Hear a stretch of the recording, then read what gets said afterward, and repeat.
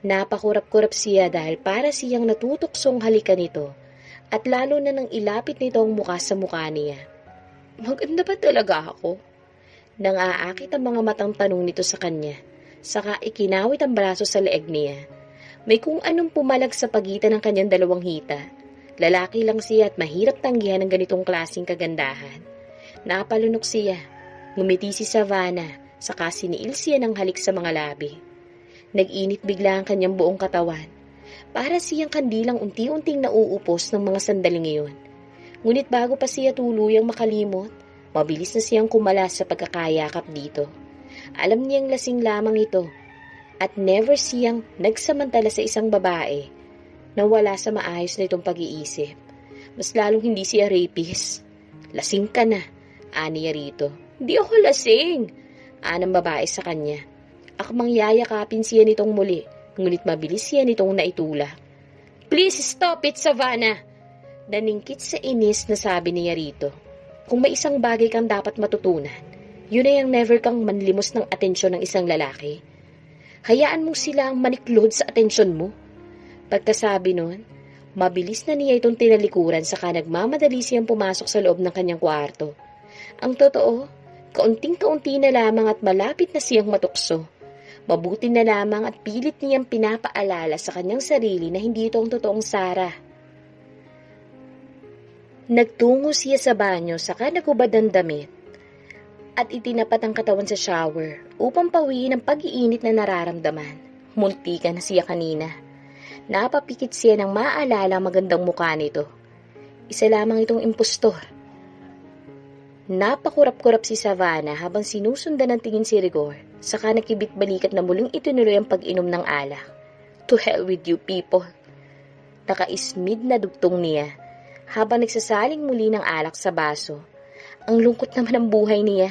Mayaman nga siya, ngunit wala namang nagmamahal sa kanya. Tumawa siya ng may pait sa mga labi.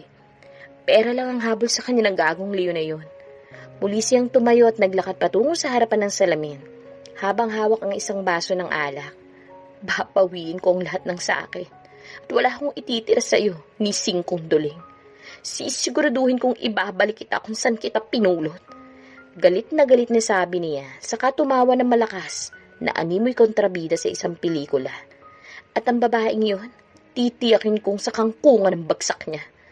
Muli ay tumawa na naman siya ng ubod ng lakas, habang parang nakikinita-kinita niya ang itsura ng dalawa, habang nagmamakaawa sa kanya at humihingi ng kanyang kapatawaran. Pero taas noo lamang niyang duduraan sa mukha mga ito, at saka buong tapang niyang isisigaw na, sino ngayon sa atin ang talunan? Loser! Go away and stay out of my sight forever! Muli siyang napaiyak habang tinititigan ng sarili sa malaking salamin. Napakadaling sabihin, pero alam niyang napakahirap gawin. Baka nga kapag humingi sa kanya ng sorry si Leon, patawarin niya ito ora mismo. Ang totoo mahal na mahal niya ito. Tanga nga talaga siya. Ngunit nang sumumpa siya sa harap ng altar, napakamamahalin niya ito kahit na anong mangyari. Desidido siyang tuparin ang pangakong binitawan niya. Kaya paano niya ito mapapaghigantihan kung wala siyang ibang hangad kundi ang mahalin lamang siya nito? Napahikbi siya. Pinagpapalo niya ang kanyang dibdib. Nag-iisa lang yata ang babaeng kasing tanga niya. Nagising si Rigor sa kalagitnaan ng gabi nang may marinig na malakas na ungol na nagmumula sa salas. Paglabas niya ng kanyang kwarto, nakita niya sa Savannah na nakabuyangyang sa sofa at kitang-kita na ang panty dahil nakataas ang suot nitong palda. Sa mesa, nagkalat ang pinagbalatan ng mani at mga sitsirya, pati na rin ang ginamit nitong baso sa sahig. Nakatumba na rin ang bote ng alak na wala ng laman. Napailing siya habang nabubwisit na niligpit ang lahat ng kalat nito. Napipikon na siya. Parang gusto na talaga niyang pagsisiyang tinulungan pa niyang babaeng ito. Matapos maligpit ang kalat nito, binuhat niya ito patungo sa kwarto. Bahagya pa itong umuwol nang mailapag niya ito sa kama. Leon, dinig niyang sambit nito. Napatiimbagang siya. Hindi siya makapaniwalang kamuntikan na itong mamatay dahil sa asawa. Hindi ito pa rin ang naiisip nito hanggang sa pagtulog. Para tuloy gusto niya itong sampalin para matauhan. Ano bang nakita nito sa ungas nitong asawa? Naiinis na lumabas siya ng kwarto nito at nagtungo sa kusina para uminom ng tubig. Muli na naman niyang naalala si Sarah. Matagal na siyang nangungulila rito. Napakayumos siya sa kanyang mga palad. Napabalik siyang muli sa kwarto niya nang marinig ang malakas nitong palahaw. This time umiiyak naman ito. "Maawa ka! Please, Leon! Huwag mo akong iwan!" Napapailing na kinumutan niya ito. Nagulat siya nang bigla na lamang nitong hilahin ang braso niya, kaya natumba siya, sakto sa may dibdib nito. Damang-dama niyang mayayaman itong dibdib. Nataranta siya lalo nang kumislot ang kanyang pagkalalaki. Tao lang siya, kaya hindi niya alam na kaya ba niyang paglabanan ng tuksong nasa harapan niya ng mga sandaling yon. Mas lalo na nabahagya itong magmulat ng mga mata't ngumiti. "Make love to me, please. I'm so fucking wet right now." Nanunuksong sabi nito sa kanya. "Shit!" Dagdag niya. Saka nagmamadaling hinubad ang suot niyang t-shirt at marahas na inangkin ang naghihintay nitong mga labi. Habang ang kanyang isang kamay unti-unting pumapasok sa loob ng t-shirt nito. Bahagya ang umungol ang babae, lalo na nang mapunta ang kanyang kamay sa loob ng suot nitong bra. Pakiramdam niya tuluyan na siyang nawala sa kanyang tamang pag-iisip. "Leon, you're so good." Narinig niyang binanggit nito na nakapagbalik sa kanyang huwisyo. Para siyang binuhusan ng malamig na tubig nang marinig ang pangalan ng asawa nito, kung kaya't nagmamadali siyang bumangon at lumabas ng kwarto. Napahinga siya ng malalim pagkapasok niya sa loob ng kanyang kwarto. Napasabunot siya sa kanyang ulo. This is insane. Bakit niya hinahayaang matangay siya ng kanyang kamunduhan? Pabagsak na inahiga niya sa kama ang kanyang katawan, habang tila wala sa sariling nakatingin sa kisame. That was so close. Muli siyang bumangon at nagtungo sa kanyang mini-gym para paguri na kanyang sarili. Sa pagtakbo sa treadmill, nang sa gayon hindi siya makaisip ng kung ano-anong mga kalaswaan. Para siyang sinisilaban habang naaalala ang mayamang boobs ng babae. Nagtungo siya sa kusina at uminom ng isang basong tubig upang pawiin ang init na nararamdaman. Matagal-tagal na ring wala siyang nakakasiping, kaya siguro ganito ang pakiramdam niya. Naiinis siya sa babaeng yun dahil para siya ang pinaparausan nito kung ganun. "Naparami yata ang nainom ko kagabi," sabi ni Savannah nang gumising kinabukasan na masakit ang ulo niya. "Sorry, tinanghali tuloy ako ng gising. Nakalimutan kong ako nga palang nakatokas sa pagluluto ng breakfast ngayon." Nakangiting sabi niya. Humilas siya ng bangko at naupo. "Pero alam mo, mas gusto ko kung ikaw nagluluto ng breakfast. Luko, ang perfect ng scrambled egg mo, saka yung bacon." Natigilan siya nang bigla na lamang ibigsak ni Rigor ang hawak na tinidor at kutsara, saka inis na lumingon sa kanya. "From now on, hindi na kita papayagang uminom dito sa loob ng pamamahay ko." Galit na sabi nito sa kanya. "Mas lalong hindi ka pwedeng basta na lamang bumalandra dyan sa sofa. Naiintindihan mo?" "Sorry na kung nagkalit ako kagabi, kaya mainit ang ulo mo. Sabi ko naman kasi sa'yo na kumuha ka na lang ng katulong para..." Yamot na binagsak nito ang isang kamay sa mesa. "Di mo ba talaga naiintindihan ang ibig kong sabihin, ha?" Nagpantingan tenga niya. Never pa siya napagdabugan ng kahit na sino maliban kay Leon.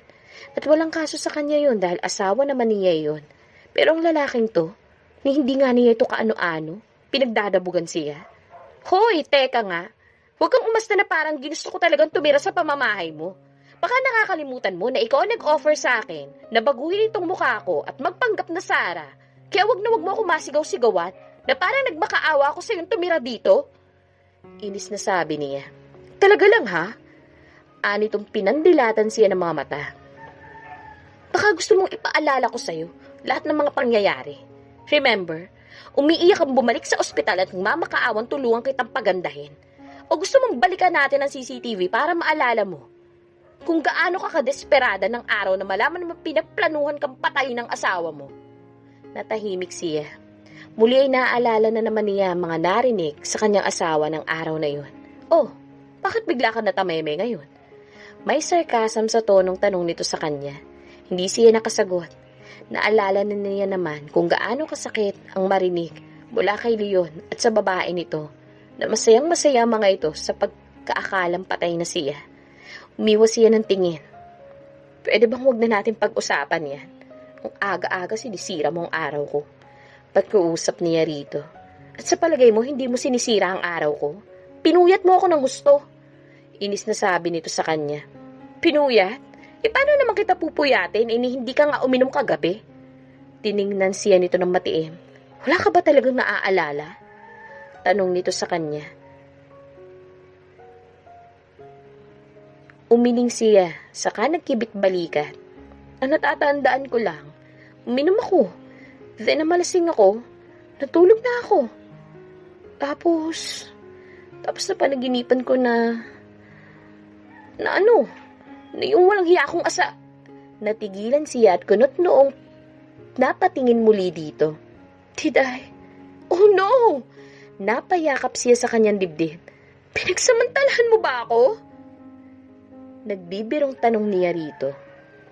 Siguro napuyat ka kakaisip sa kagandahan ko, no? Ani ang iniliyad pa ang dibdib. Hindi ka ba pinatulog ng malang Miss Universe kong katawan, ha? Nagulat siya, nang tuktukan siya nito. Pwede ba? Tigilan mo na nga yung mga kalokohan mong yan. Tumayo ito't padabog na lumabas ng kusina. Natatawang sinundan na lamang niya ito ng tingin. Alam niyang mainit ang ulo nito dahil itong naglikpit ng mga kalat niya kagabi. Ayaw na ayaw pa naman ito na nakakakita ng kahit na anong kalat. Sira ulo yata ang babaeng yun eh. Pabulong na sabi ni Rigor nang pumasok sa kwarto. Ano bang akala nito sa kanya? Hindi maaapektuhan? Tanga na nga lamang ang lalaking di maaakit sa anindog na yun ni Savannah. Talaga bang hindi nito naaalala na munti ka na may maganap sa kanila kagabi? Hindi talaga dapat nagpapakalasing ang babaeng yun? Paano na lang kung ibang lalaki ang kasama nito? Paano na lang kung tarantado? Shit! Pumasok siya sa banyo at naligo. Nagbabanlaw siya nang marinig niyan tumunog ang kanyang phone, kung kaya't lumabas siya para sagutin niyon. Kadalasan kasing ganitong oras tumatawag ang kanyang ama. At alam niyang importante ang bawat tawag nito, kaya kahit anong ginagawa niya, inihihinto niya para lamang sagutin niyon. Hindi nga siya nagkamali, ang papanga niya ang nasa kabilang linya. Rigor, may dapat kang malaman tungkol sa bago mong misyon. Panimula ng matanda sa kanya. What about it pa? Kakailanganin natin si Savannah para sa bago mong misyon. Kaya pakaingatan mong babaeng yan, anak. Konektado pa rin sa target ang misyon mo at ang babaeng yan. Anang matanda sa kanya. Nangunot ang noo niya. What do you mean pa? Bago pa niya mapakinggan ang sasabihin ng ama, bumukas na ang pinto ng kanyang kwarto. Kasunod ang malakas na pagtili ni Savannah. Dahilan para mabitawan niya ang hawak na phone sa pagkakagulat. Bakit ka nakahubot-hubad? Bakit ka basta-basta nalang pumapasok sa kwarto ko nang hindi ka man lang kumakatok? Sigaw niya sa natatarantang si Savannah. Humihingal na tumakbo sa loob ng kanyang kwarto si Savannah at siniguradong nakalakang pinto nito. Hindi niya inaasahang makikita niya ang buong pagkalalaki ni Rigor. Tinuktukan niya ang sarili. Kung bakit ba naman kasi basta-basta na lamang siya pumapasok sa kwarto nito nang di man lamang kumakatok. Para siya nag-init na ewan, kaya binuksan niya ang aircon ng kanyang kwarto at tulalang nahiga. Hindi ganon kalaki ang pagkalalaki ni Leon. Di siya makapaniwalang tugmang-tugma sa build nito ang sandatang yun. Sabi kasi ng kaibigan niya kapag malaki ang katawan, di kalakihan ang pag-aari ng lalaki. Kaya hindi siya nag-expect ng anuman kay Leon. Dahil malaki ang mga muscles nito. Pero iba sa case ni Rigor. Kahit maskulado ito, may malaki pa rin itong hinaharap. Pinagpapawisan tuloy siya kahit na tinodo na niya ang aircon. Pervert, aniya sa sarili, habang napapailing-iling. Maya-maya dinig niyang kumakatok ito sa kanyang kwarto. Kinalibutan siya. Subukan mo lang na magtangkaan ng di maganda sa akin, papakulong talaga kita. Banta niya rito. Wow! Ikaw na nga itong naninilip, ikaw pang magpapakulong, ha? Dinig niyang sagot dito sa kanya. Ohoy, FYI, di kita type, no? Pwede ba? Next time matuto kang kumatok. Hindi yung basta-basta ka nalang pumapasok sa kwarto ng may kwarto. Singhal nito sa kanya. Pinagbuksan niya ito ng pinto. Ngunit iniawang lang niya ng bahagya ang pinto sa silid. Saka inilabas ang kanyang ulo. Bakit ka ba naman kasi nakahubot-hubad? Alam mo namang may kasama kang ibang tao dito? Sita niya. Napangisi ito. Oo naman. Ako pa ngayon ang dapat mag-a-adjust, ganun ba? Iritadong sabi nito sa kanya. Inirapan niya ito. Ano bang kailangan mo kanina, ha? Itatanong ko lang sana kung paano ko magagalaw yung pera ko sa bangko. Kayong iba na ang mukha ko. Ani ang nahihiyang tumingin dito ng diretsyo. Sabi mo kasi matutulungan mo ako sa bagay na yan. Tawa ng tawa ang kanyang papa nang makausap niya itong muli at maikwento rito ang nangyari. But in fairness, kuhang-kuha niya ang mukha ni Sarah. Muntikan ko na nga siyang mapagkamalang si Sarah talaga, kung hindi ko lang alam kung ano nangyari doon. Anang matanda sa kanya, hindi siya umimik. Hindi niya alam kung matutuwa ba siya sa sinabing yun ng kanyang ama, dahil maski siya, si Sarah ang nakikita niya sa tuwing tinitignan niya si Savannah. At hindi niya gustong ganoon ang nangyayari ngayon. Talagang pinagsisisihan niyang iwinangis niyang mukha ng babaeng yun sa kanyang kasintahan. Nagkamali talaga siyang pumayag siya sa pakiusap ng kanyang kasintahan noon. Hindi niya naiisip na ganito pala magiging epekto ngayon sa kanya. Hindi sana niya yun ginawa. Hindi sana niya binuhay si Sarah sa katauhan ni Savannah. This is so wrong. Bueno, bago tayo magkalimutan, gusto kong ipaalala sa iyo na kailangan mong pagkaingatan si Savannah. Siya ang susi sa ating bagong misyon ngayon, anak.